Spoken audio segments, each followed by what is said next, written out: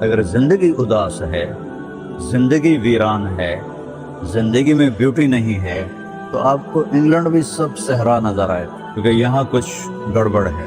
اگر اپنی زندگی کو بیوٹیفل، خوبصورت، پیسفل بنانا چاہتے ہو، قیامت کا دن پوری قیامت کے انسان ایسا عمل ان کے پاس نہیں ہوگا جو میں تمہیں دو باتیں بتانے لگا ہوں، اور ان کا اتنا بڑا وزن ہے کہ کسی بڑے سے بڑی نیکی کا وزن بھی اس کے برابر نہیں ہوگا۔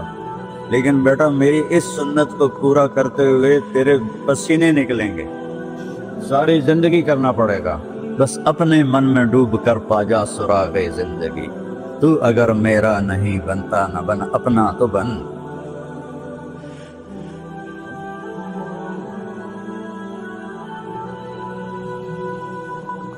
والصلاة والسلام على رسوله الكريم وعلى آلہ واصحابہ اجمعین۔ میرے محترم بھائیو اور دوستو، ایک چیزوں کی خوبصورتی ہے، جیسے یہ مسجد بڑی بیوٹیفل خوبصورت۔ ابھی ہم گاڑی میں آئے، جس ساتھی کی تھی بینٹلے گاڑی، بڑی خوبصورت، گھڑیاں، گاڑیاں، سڑکیں۔ لیکن ایک خوبصورتی لائف کی ہوتی ہے کہ لائف بیوٹیفل ہو، لائف اندر ہوتی ہے، وہ بینٹلے میں نہیں ہوتی، وہ رولز رائس میں نہیں ہوتی، وہ بڑے گھروں میں نہیں ہوتی، بڑے کاروباروں میں نہیں ہوتی۔ زندگی اندر چلتی ہے، جب وہ نکلتے ہیں تو ہم ڈیڈ باڈی ہو جاتے ہیں۔ کوئی نہیں کہتا مولانا طارق جمیل، کہیں گے ڈیڈ باڈی، یا ہمارے یہاں کہیں گے میت۔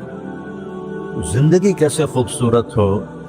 زندگی پیسے سے نہیں ہوتی، شکلوں سے نہیں ہوتی، کسی دنیا کی چیز سے لائف کی بیوٹی کا کوئی تعلق نہیں۔ اور جب تک لائف میں بیوٹی نہ ہو تو کوئی چیز مزہ نہیں دیتی۔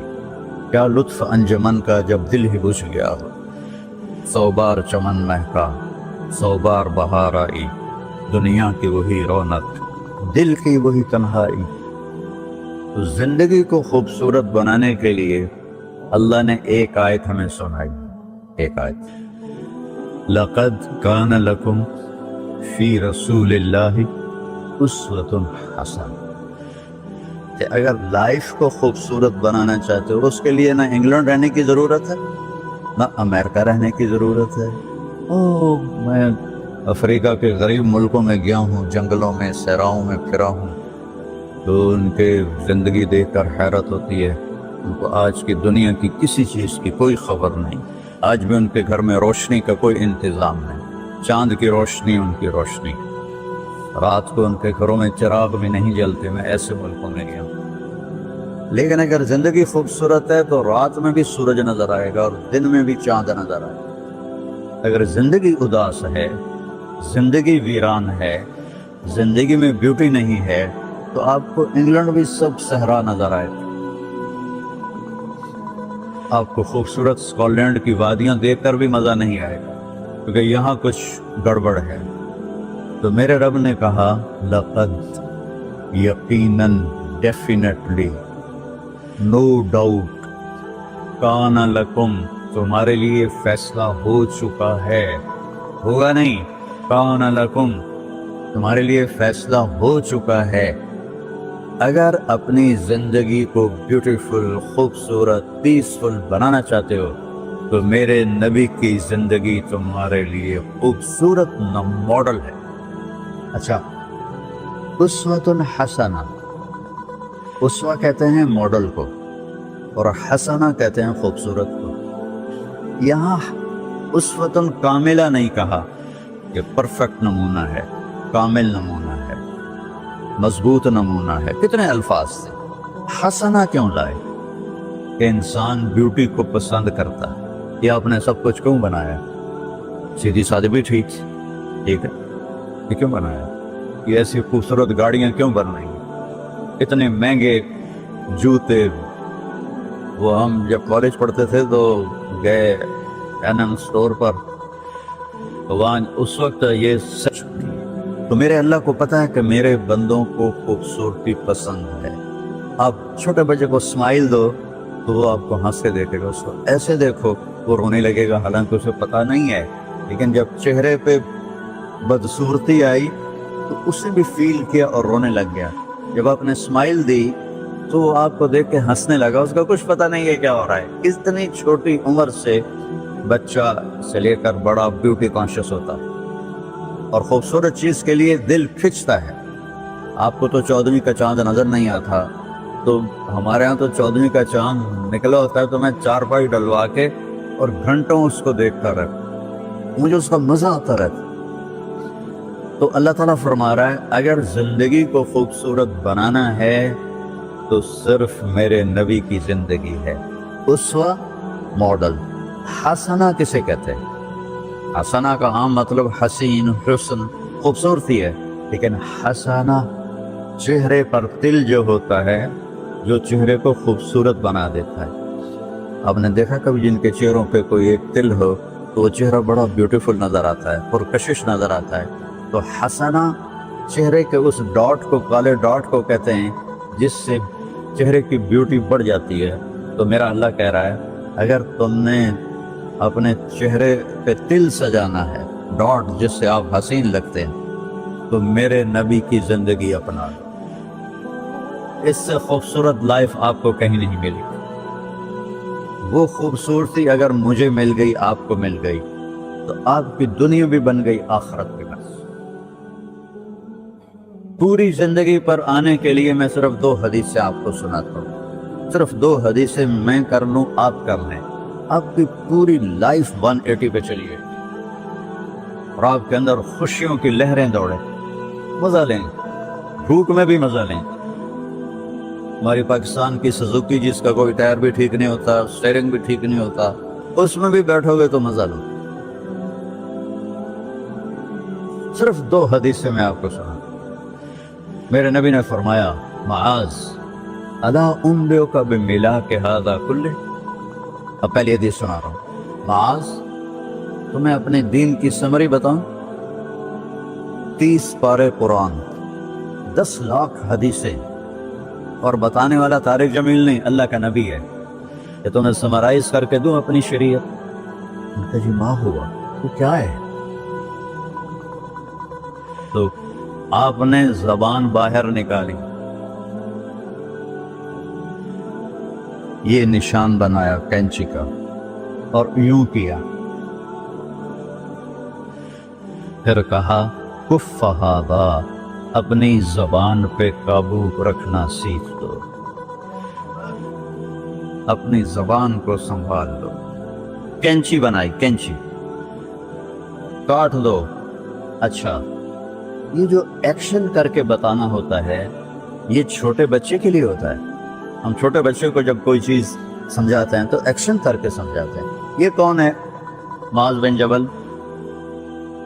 آپ نے فرمایا قیامت کے دن میری امت کے علماء کا جھنڈا معاذ ابن جبل کے ہاتھ میں ہوگا. یہ وہ شخص ہے, اور یہ وہ شخص ہے جو اللہ کے نبی کی زندگی میں فتویٰ دیتے تھے. صحابہ حضور کے ہوتے ہوئے ان سے فتویٰ لیتے تھے.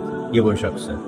یہ وہ شخص ہے 1,24,000 صحابہ میں واحد آدمی ہے جس کو آپ نے کہا یا معاذ انی احبک, اے معاذ میں تم سے پیار کرتا ہوں. واحد اکیلے. اور میں کوئی 7-8 سال پہلے اردن گیا تو میں اربدن کی قبر کی زیارت کے لیے گیا. میں جب انٹر ہوا اس وقت ان کو وفات پائے 1418 سال ہو چکے تھے. 1418 سال ہو چکے تھے. میں ان کے قبر پہ کھڑا ہوا, خوشبو ہی خوشبو, قبر پہ کپڑے پڑے ہوئے تھے. میں سمجھا یہ چادروں سے خوشبو آ رہی ہے. تو ایک آدمی اور وہاں کھڑا میری حیرت کو سمجھ گیا. کہا خوشبو سونگ رہے ہو؟ میں نے کہا ہاں سونگ رہا ہوں. مجھے کہنے لگا چادروں سے آ رہی ہے؟ میں نے کہا ہاں. کہا سونگو. تو میں نے چادروں کو سونگا, کسی ایک میں نہیں تھی. پھر اس صاحب نے مجھے بتایا کہ یہ اس قبر سے ہر وقت خوشبو آتی. 1418 سال ہو گئے اور اس بندے کی قبر سے خوشبو آ رہی ہے. اس کو ایسے سمجھایا جیسے معصوم بچے کو. ایسا کیوں کیا؟ کہ یہ مشکل ترین کام ہے. آپ کے یہ موٹر ویز پر کتنے بڑے بڑے ٹرالے چل رہے ہوتے ہیں, ان کو بریک لگانا آسان ہے. اتنے بڑے بڑے کروز میں نے کئی دفعہ سفر کیے تو ان کو بریک لگانا آسان ہے، اور 380 کو بریک لگانا آسان ہے، اس کم وقت کو بریک لگانا بڑا مشکل۔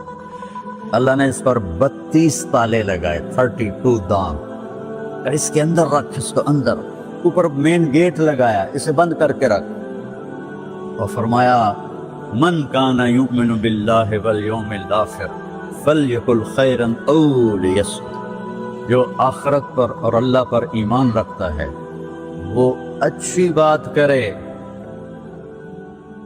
اور اگر زبان پہ کوئی غلط آنے لگے تو خاموش ہو۔ غیبت، بیک بائٹنگ، ٹونٹنگ، طنز، الزام، گالیاں، ہمارے یہاں تو گالیاں بھی بڑی سپر کلاس گالیاں تھی، تو اس سے اللہ اکبر کا کیا مطلب ہے؟ ہمارے یہاں تو گالیاں بھی ایسی نکالتے ہیں کہ شیطان بھی کانپ اٹھتا ہے، تو اس کو روک لو۔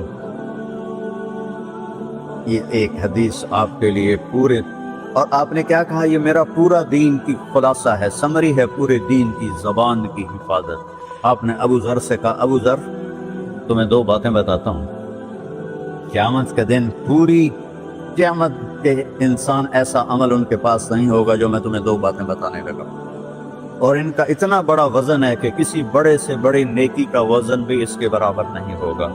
تو ابو ذر نے پوچھا جی کیا ہے؟ فرمایا ایک اچھے اخلاق اور ایک زبان کی حفاظت۔ ابو ذر مہینہ مہینہ کسی سے بات نہیں کرتے تھے، پورا مہینہ گزر جاتا تھا کسی سے بات نہیں کرتے تھے کہ زبان سے کوئی غلط بول نہ نکلے۔ یہاں گھروں میں لڑائیاں کیوں ہیں؟ زبان کا بول ہے۔ یہاں بچوں کی طلاقیں کیوں ہو رہی ہیں؟ زبان کا غلط بول ہے۔ ماں باپ کیوں ہرٹ ہو رہے ہیں؟ اولاد کی بدتمیزی اور زبان کا بول ہے۔ زبان کا بول سینہ کاٹ کے رکھ دیتا ہے۔ ہمارے پاکستان میں نا بسوں کے پیچھے عجیب عجیب جملے لکھے ہوتے ہیں، تو چکور ایک پرندہ ہے، میں نے زامبیا میں دیکھا، جنگل میں مجھے انہوں نے دیکھا ہے، بڑی خوبصورت چال چلتا ہے، ایسے بڑا مست ہوتا ہے۔ تو جب کوئی نئی بس ہوتی ہے تو اس کے پیچھے لکھا ہوتا ہے ویٹ ڈور چکوری دی، تو چکوری کی چال دیکھو، بس کو چکوری بنا دیا اور چکوری جا رہی۔ جب پرانی ہوتی ہے تو لکھا ہوتا ہے ہارن دے کر پاس کرے، جب تھوڑی اور پرانی ہوتی ہے تو لکھا ہوتا ہے یا پاس کر یا برداشت کر، اور جب وہ اور پرانی ہوتی ہے تو اس کے پیچھے ایک ملنگ بنا ہوتا ہے، لکھا ہوتا ہے نا چھیڑ ملنگا۔ یہ تو فضولیات ہیں، اب میں اصل بتاتا ہوں۔ تو میں سفر میں تھا اور پڑھ رہا تھا، تو میں پڑھتے پڑھتے تھک گیا، میں نے کتاب بند کی